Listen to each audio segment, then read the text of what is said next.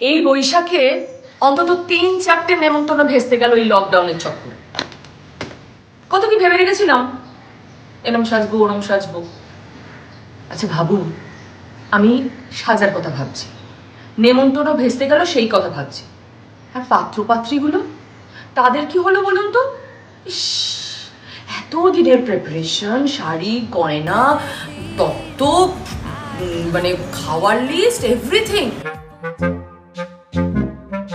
যাদের মাথার উপর প্রজাপতি ঘুরছিল সেসব কি শুয়োপোকা হয়ে গেল? হ্যাঁ, খুব খারাপ লাগছে জানেন, খুব খারাপ লাগছে। জানি না আবার এই লকডাউন উঠলে সেভাবে বিয়ে হবে কিনা, আমাদের আবার নেমন্তন্ন করবে কিনা, কি জানি বাবা, কিছুই বুঝতে পারছি না। যাকে, তবে একজনের বিয়ে নিয়ে কিন্তু আমি খুব চিন্তিত জানেন। এই বাজারে ওর মতো একটা সুপাত্র কি করে আইবুড়ো হয়ে বসে রয়েছে আমি তো বুঝতেই পারছি। আমার সত্যি অবাক লাগছে। কার কথা বলছি নিশ্চয়ই জানতে ইচ্ছে করছে, তাই না?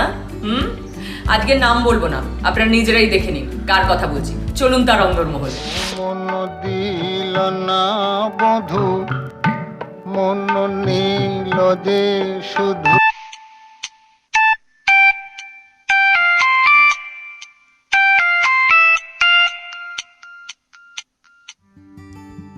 এই যে বলো। কি ব্যাপার, অখণ্ড অবসরে ছুটি কাটাচ্ছে বুঝি? তা না তো কি করবো বলো তো, ওইসব ওই কাপড় কাচা, বাসন মাজা, ঘর ঝাড় দেয়া, ওসব না আমি করতে পারি না জানো তো, সেই জন্য গায়েলি ছুটি কাটাচ্ছি। তো তুমি ভদ্রপুরে কি করছো? আরে বাবা একটু ঘুমিয়ে নিতে পারতে তো। কি করে আসবি শুনি? এরম একটা আইবুড়ো ভাই থাকলে দিদি শান্তিতে ঘুমোতে পারে? প্লিজ দেবজানি দি, প্লিজ তোমার কাছে হাত জোর করে অনুরোধ করছি, তোমার এই ভাইটাকে আইবুড়ো থাকতে দাও। সাপের কামড় খাইও না দিদি। এই, বিয়ে করা মানে সাপের কামড় খাওয়া? আমরা সাপের কামড় খেয়েছি? তা নয় তো কি। শোনো, অ্যারেঞ্জ ম্যারেজ কি বলো তো? অ্যারেঞ্জ ম্যারেজ হচ্ছে তুমি রাস্তা দিয়ে যাচ্ছ, হঠাৎ একটা সাপ এসে তোমায় ছপ করে কামড়ে দিল, এই হচ্ছে অ্যারেঞ্জ ম্যারেজ। আচ্ছা, আর love marriage? Love marriage, love marriage হচ্ছে তুমি নিজে একটা সাপকে হাতে ধরে মুখের কাছে এনে বলছো কামড়া কামড়া কামড়া, কি রে কামড়া কামড়া। তার মানে তুমি বিয়ে করবে না, তাই তো? এটাই তোমার প্ল্যান? ও, তুমি আমার কথা বলছিলে? ঢং করো না, বিয়ে করবে কিনা বলো। প্লিজ দীপজানিদি, আমি এই ইন্ডাস্ট্রির কার্তিক হয়ে থাকতে চাই। হ্যাঁ, বেশ তো আছি বলো তো। হ্যাঁ, এই ঘুমিয়ে খাওয়া দাওয়া করে, গান শুনে, বই পড়ে, গান গেয়ে। গান শুনছিলে? কি গান? হ্যাঁ, গান যদি করতে বলো রাজি আছি, কিন্তু বিয়ে করতে বলো না প্লিজ। ও, তাহলে আমরা একটু গানই শুনি নয় এখন? বেশ। এক পলকের একটু দেখা, আরো একটু বেশি হলে ক্ষতি কি? যদি কাটেই প্রহর পাশে বসে, মনের দুটো কথা বলে ক্ষতি কি? দারুণ দারুণ, আমি তো জানি অম্বরীশ খুব ভালো গান গায়, দর্শকরাও আজকে জানলো। হ্যাঁ, আচ্ছা অম্বরীশ, কাকু কাকিমার নিশ্চয়ই ইচ্ছে ছিল যে তুমি বড় হয়ে গায়ক হবে? না গো দেবজানিদি, সেটা হলে তো ভালো হতো। আমার বাবার ইচ্ছে ছিল আমাকে ক্রিকেটার বানানো। তুমি ভাবতে পারছো এই চেহারায় ক্রিকেটার? বাবা আবার আমাকে ওই ক্রিকেট কোচিং ক্যাম্পেও পাঠিয়েছিল। আমার পাড়ায় একটা ক্রিকেট কোচিং ক্যাম্প হতো, সেখানেও পাঠিয়েছিল। ম্যাচ খেলেছো? প্রথম দিন ভোরবেলা, বুঝলে, 5টার সময় ঘুম থেকে উঠতে হলো। তো প্রথমেই আমাদের স্যার বললেন যে চলো তাহলে আমরা 7 পাক দৌড়ে নিই। মানে ভোরবেলা 5টার সময় উঠে ঘুম থেকে এসে, হ্যাঁ, 7 পাক দৌড়বো মাঠের মধ্যে? আচ্ছা তুমি বলো দেবজানিদি, কোনো ভদ্রলোক সকালবেলা 5টার সময় উঠে দৌড়োয়? একমাত্র সাড়ে তারা করলে মানুষ দৌড়বে, এছাড়া মানুষের দৌড়ানোর তো কোনো কারণ নেই না। ভোর 5টার সময় মানুষ ঘুমোবে, একবার এদিক একবার ওদিক করবে, গোলবালিশটা এভাবে আঁকড়ে ধরবে, নানান রকম সুন্দর সুন্দর স্বপ্ন দেখবে। তা না, বলে দৌড়। বেশ, প্রথম রাউন্ড শুরু হলো, দৌড়চ্ছি দৌড়চ্ছি দৌড়চ্ছি, সঙ্গে বাকি আরও 15-20 জন রয়েছে। মোটামুটি হাফ পাক হয়ে যাওয়ার পরই আমার মনে হলো যে আমার বোধহয় হৃদয়টা এক্ষুনি মুখ দিয়ে বেরিয়ে আসবে। প্রথম পাকটা হয়েছিল সেটা ঘুরে ঘুরে ঘুরে পুরো আবার ফিরে আসবে স্যারের কাছে। অন দ্য ওয়ে আমাদের মাঠ থেকে বেরোনোর গেটটা পড়ে, আর যেখান দিয়ে ঢোকে বেরোয়, ওই যে ঘুরে আমি গেটের কাছে এলাম, বাকি 15 জন বেরিয়ে চলে গেল। আমি দৌড়তে দৌড়তে গেটটা দিয়ে সোজা পাড়ার প্রেমের দোকানে সেখানে তখন গরম গরম কচুরি ভাজা হচ্ছে, কচুরি চিপি দিয়ে বেশ ভালো করে সেদিন সকালে ব্রেকফাস্টটা সেরে ফেললাম। না, এই ছেলের দেখছি সাত পাকে একটু ভয় আছে। হ্যাঁ, হাত পাকে প্রচণ্ড ভয়, সেই জন্য তখনও দৌড়ইনি, এখনও ঘুরবো না। আর তাছাড়া পাত্র হিসাবে অত্যন্ত খারাপ। তোমাকে বোঝানো আমার একটা কম্য নয়, থার্ড আম্পায়ার লাগবে। এই সর্বনাশ করেছে সে আবার কি? বলবো কেন, কল করলেই দেখতে পাবে। দাঁড়াও, দেখছি তাকে ধরতে পারি কিনা, একটা কল করি। কি গো, কেমন আছো? কি করছো? তুই কেমন আছিস? মাসিমা, প্রণাম নেবেন। চিনতে পারছো দেবযানীকে? হ্যাঁ, খুব ভালো চিন্তা মা করছি। সারাক্ষণ বলে যে এত মিষ্টি মেয়েটা কেন খালি বিলেনের রোল করে। এই অমরিশে বিয়ে নিয়ে আমি খুব দুশ্চিন্তায় আছি। কেন বিয়ে হবে না কেন? কত সুন্দর টুকটুকে দেখতে, আর অবনীতার ছেলে তো, বিয়ে তো হবেই। ঠিক বলেছেন মাসিমা। এই শোনো না, তোমাকে যে জন্য কল করেছিলাম, বলছি অম্বরীশের বিয়ে দেয়া তো আমাদের উচিত না, একটা কর্তব্যের মধ্যে পড়ে। বড় দিদিও তো হই আফটার অল, তাই না? আমি একা বুঝিয়ে পাচ্ছি না, দেখো না তুমি একটু দেখো না, যদি বোঝাতে পারো। এই মানুষ যদি খুব ভালো করে জানে যে আমি পাত্র হিসেবে কতটা খারাপ। আরে তাতে কি রে বাবা, একবার বিয়েটা করে নে না, তারপর দেখবি বউই তোকে দৌড় করাচ্ছে। এক্স্যাক্টলি, জীবনে রোম্যান্সটাও তো দরকার। এই শোনো, রোমান্সের কথা তুমি বলো না মানুষ। এই জানো দেবযানীদি, এই মানুষদি যখন দাদার সাথে মানে বরের সাথে লং ড্রাইভে যায়, তখন মনে মনে ভাবে যে ওর পাশে উত্তম কুমার বসে আছে। রোম্যান্স। তুই কি বুঝবি এসবে অম্বরীশ? তোকে তো আর উত্তম কুমার চুমু খায় না।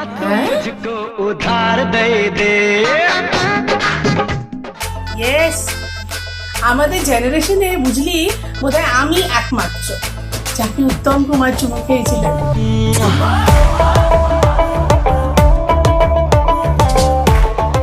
এটা সত্যি? ও বাবা, সে বিশাল গল্প। এই একটু বলো না শুনি, এটা খুব ইন্টারেস্টিং, জানতাম না তো। তখন আমি নেহাত ছোট, একটা চিনেপাড়ায়, অবভিয়াসলি তখন চিনেপাড়া পার্ক স্ট্রিট, তখন তো আর এসব হয়নি। তো যাই হোক, সেখানে এখন একটা রেস্টুরেন্টে মা বাবা খেতে গেছেন, অবভিয়াসলি আমি সঙ্গে আছি। তো আমাকে ওরকম ছেড়ে দিয়েছেন, জানেন গেটে দারোয়ান আছেন, কিছু হবে না, তিনি খেয়াল রাখবেন। হঠাৎ আমার বাবা মা শুনে যে, আর ওই ভয়েস, ও তো আর মানে কোনো রকম কোনো মানে একটা প্রশ্নাতীত ব্যাপার, ওই গলা, এটাকে এরম বলছে। তাড়াতাড়ি ওরা তাকিয়ে দেখে, উনি আমাকে এরম দুটো বগলের নিচ দিয়ে এরম উঁচু করে ধরে রয়েছেন, এরম করে বলছেন এটাকে। মানে আমি ততক্ষণে ওনার কাছে গিয়ে, উনি যখন ঢুকছিলেন ওনার বন্ধু বান্ধব নিয়ে, আমি গিয়ে তাকে নানা রকম প্রশ্ন করেছি, হু আর ইউ, এই সেই ভাব, উত্তম কুমারকে জিজ্ঞেস করেছি হু আর ইউ, মানে উফ, ইতিহাস সেই সব পড়েছি টড়েছি। তারপরে তখন উনি আমাকে তুলে নিয়ে জিজ্ঞেস করছেন, তো মা তো পাথর, বাবা তাড়াতাড়ি গিয়ে নিলেন আমাকে। উনি যখন হ্যান্ড ওভার করছেন, তখন উনি আমার ডান গালে একটা চুমু খেয়েছিলেন। ও মা গো, মানে বুঝলাম সেই ছোটবেলার চুমু এখন প্রেমের চুমু হয়ে গেছে। তাহলে তুই ভাব দেবযানী, উত্তম কুমারের চুমু, ভাব একবার। ওরে বাবারে, শুনে তোমার মাথা ঘুরছে। এই যদি আমার সঙ্গে হতো তাহলে তো একটা মেয়ের কাছে উত্তম কুমারের চুমু যে কি জিনিস, সেটা যদি বুঝতিস না তাহলে কথা বলতিস না। বুঝতে পারি বলেই তো বলছি, আমার দ্বারা প্রেম বিয়েটি ওসব হবে না। আমি ভীষণ আনরোম্যান্টিক একটা পাত্র, কেন বুঝতে চাইছো না তোমরা? ঠিক আছে, তাহলে পরীক্ষা হয়ে যাক, তুই ভালো পাচ্ছ না খারাপ পাচ্ছ, তো একটা পরীক্ষা হয়ে যাক, আমাকে একটা পরীক্ষা দে। এইবার অম্বরীশটা টের পাবে, ঠিক টের পাবে। আমি তোকে একটা টাস্ক দেবো, সেটা তুই করে দেখাবি। এই, তোর বাড়িতে জামা কাপড় রাখিস কোথায়, মানে তোর নিজের জামা প্যান্ট কোথায় রাখিস? কোথায় আর থাকবে, এখন তার বেরোতে হচ্ছে না, ওই পাশের ঘরের খাটে এলোমেলো হয়ে পড়ে আছে। এই যে, এই দেখো। কি ম্যাগো, উফ, যা ভেবেছিলুম তাই, অসহ্য একটা জাগে মুরগে। শোন, 30 সেকেন্ড সময় দিচ্ছি, তার মধ্যে সমস্ত জামা কাপড় তোকে পাট করে রাখতে হবে। এই নিজুম দুপুরে একটা খাটাও না তুমি, ভাল লাগে না একেবারে। ওরে বুঝবি, পরে যখন কাজে লাগবে তখন আমারই নাম করবি, বুঝেছিস? কি পরীক্ষা ছিড়ি। আবার কথা, যা বলছি তাই শুরু কর। Your time starts now.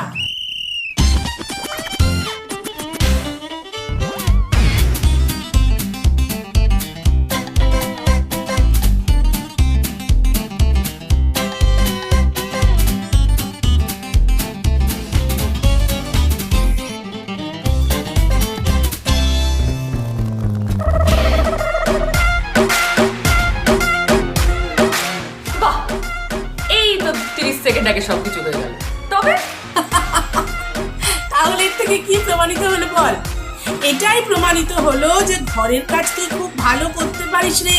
সময় যখন আসবে তুই তার প্রমাণ দিতে পারবি পারবি পারবি। কারণ you are a very good পাত্র। শোনো, এবার তোমরা আমাকে ক্ষমা করো, বুঝতে পেরেছো? না, তোমরা যেভাবে পেছনে লেগেছো আমি বুঝতে পারছি লকডাউনটা উঠে গেলেই তোমরা ধরে বেঁধে আমার বিয়ে দেবে। না না, আমি আর এখানে থাকবো না, তোমাদের সাথে আমি আর নেই, আমি চলবো। এই দাঁড়াও দাঁড়াও, কোথায় চললে? বাড়ির বাইরে তো যেতে পারবে না, লকডাউন। ওরে না না, ওকে একটু ব্রেক দে। তাহলে অম্বরীশা কি হবে গো? কি আবার হবে বাপু, বিয়ে হবে। তুই থাম তো দেবযানী, এবারটা এমন একটা ভাব করছে যেন বিয়ে করে সবাই আগে মারাত্মক খারাপ থাকে। এই কি খারাপ থাকে রে? এই তো দেবযানী বিয়ে করেছে, খারাপ আছে? আমি বিয়ে করেছি, খারাপ আছি? হ্যাঁ। আরে বাবা মানসীদি, তুমি তো জানো যে আমি একবার প্রেম করার চেষ্টা করেছিলাম, কিন্তু এই প্রেমিকা লুঙ্গি পরা বন্ধ করে দিল, ব্যাস তারপর থেকে আমি আর ও রাস্তায় নেই। হ্যাঁ, প্রেমের মধ্যে লুঙ্গি বাঁধা হয়ে দাঁড়ালো মানে? সে দুঃখের কথা কি বলবো। একবার একটি মেয়ের প্রেমে পড়েছিল। মেয়েটি আমায় ভালোই বাসত, দেখতে শুনতেও ভালো ছিল। মেয়েটির একটাই আপত্তি ছিল, সেটা হচ্ছে লুঙ্গি পরা নিয়ে। যেদিন প্রথম আমার বাড়িতে সে এলো, আমাকে লুঙ্গি পরা অবস্থায় দেখলো। আমি তো উত্তর কলকাতার মানুষ, বোঝই, ছোট থেকে লুঙ্গি টুঙ্গি পরেই বড় হয়েছে। সে দেখে বললো, এই কি ভদ্রলোকেরা লুঙ্গি পরে?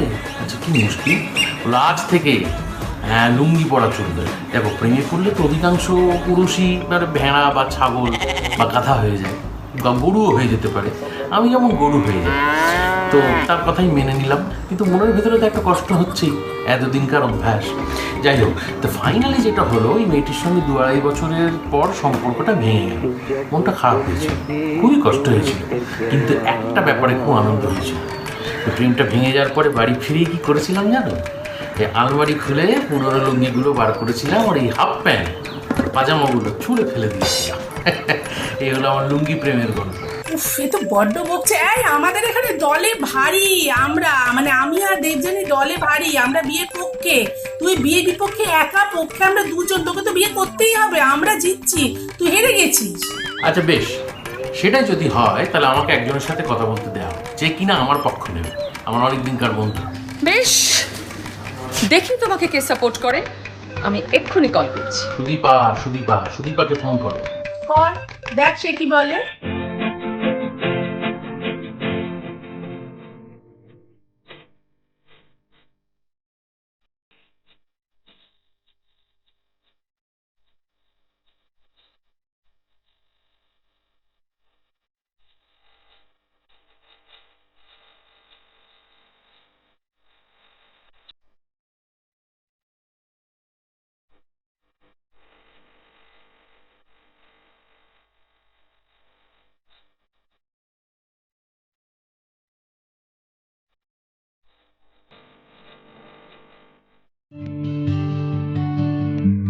ব্যস্ত খুব? আর বলো না, আজকে একটা খুব ইন্টারেস্টিং রান্না করছি জানো। অ্যাকচুয়ালি কি হয়েছে, আমার বাড়িতে দুজন ডায়াবেটিক পেশেন্ট রয়েছে, আমার হাজবেন্ড আর আমার মা। তো ফলে সব কিছুই ক্যালোরি মেপে টেপে বাইরের খাবার খাওয়া যাচ্ছে না, কিন্তু একঘেয়ে খাবার খেয়ে খেয়ে সকলের মুখ একটু কিরম হয়ে গেছে। তো সেই জন্য আজকে আমি ভাবলাম একটু চিকেন ভর্তা বানাই। তার জন্য তোমাদের দেখিয়ে দিই কি কি লাগছে। শ্রেডেড চিকেন রেখেছি, 2 ছোট এলাচ, গোটা শুকনো লঙ্কা, একটু গুঁড়ো দুধ, একটুখানি কাসুরি মেথি, দিতেও পারি নাও দিতে পারি, রাখছি, লাস্টে ডিসাইড করবো।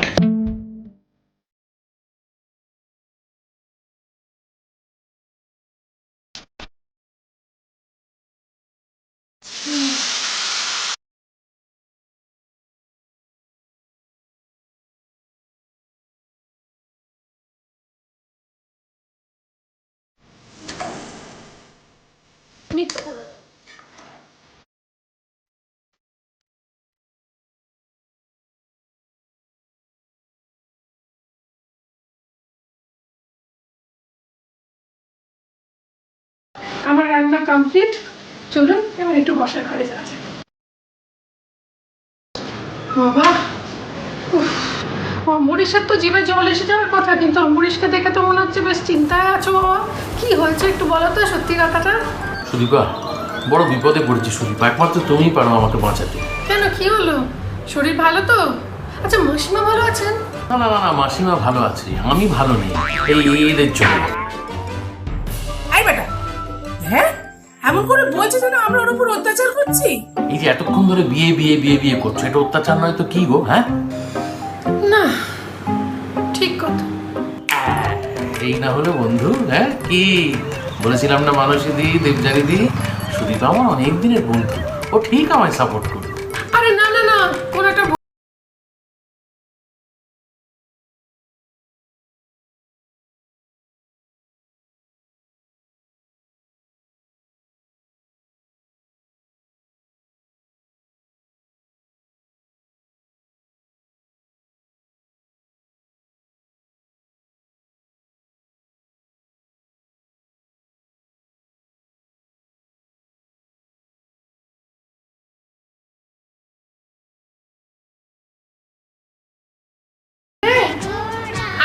কি করছে আদিদেব বাবু?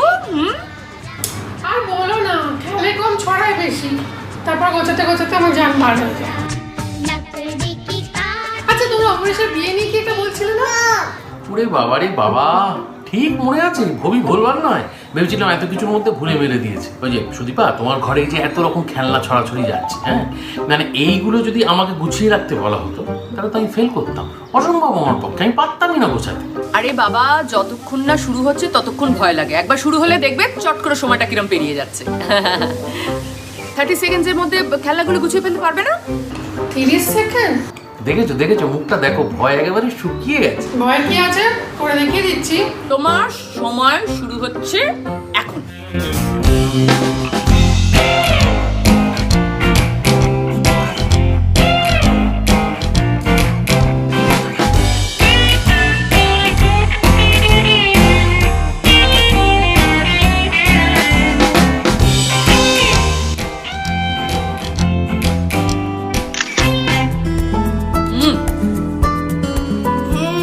দেখছিস তো অম্বরীশ, একে বলে ঠেলার নাম বাবাজি।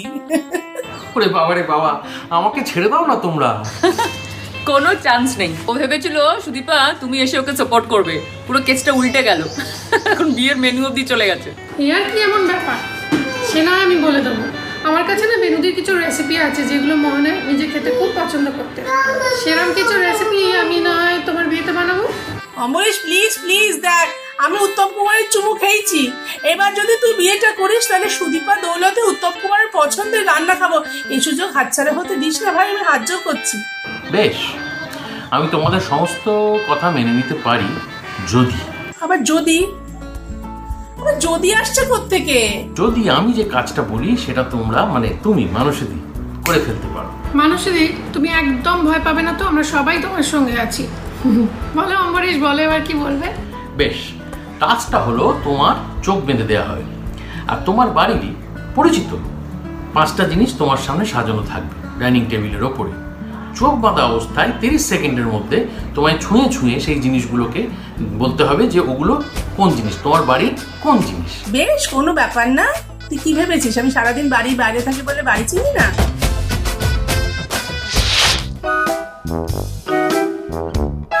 দেখি তোমার এত মশলার কোটো রে, হলুদ, এটা মেঘুর বাঘু বাবা, বর্ব বর্ব, ওইটা না, এটা দিয়ে তোমায় ঝেড়ে দেবো, তুমি ফুল ঝাড়বে না আমি ঝাড়বে। ও মা, এটা আমার নোরা।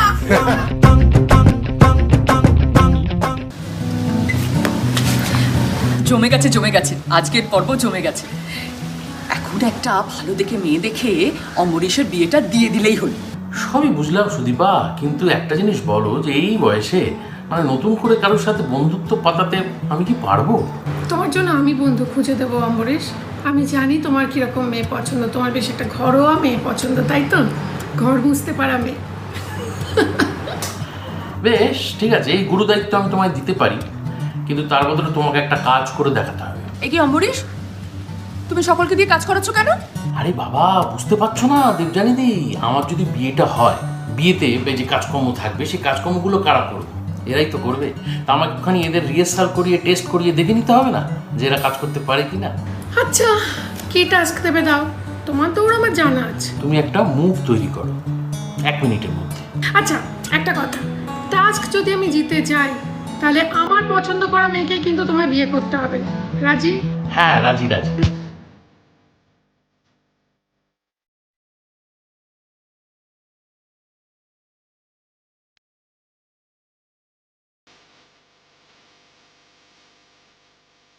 এবার নেক্সট, আমরা যে মেয়েকে নিয়ে আসবো, যাকে অমরেশের পাত্রী হিসেবে ঠিক করবো, অমরেশকে তাকেই বিয়ে করতে হবে।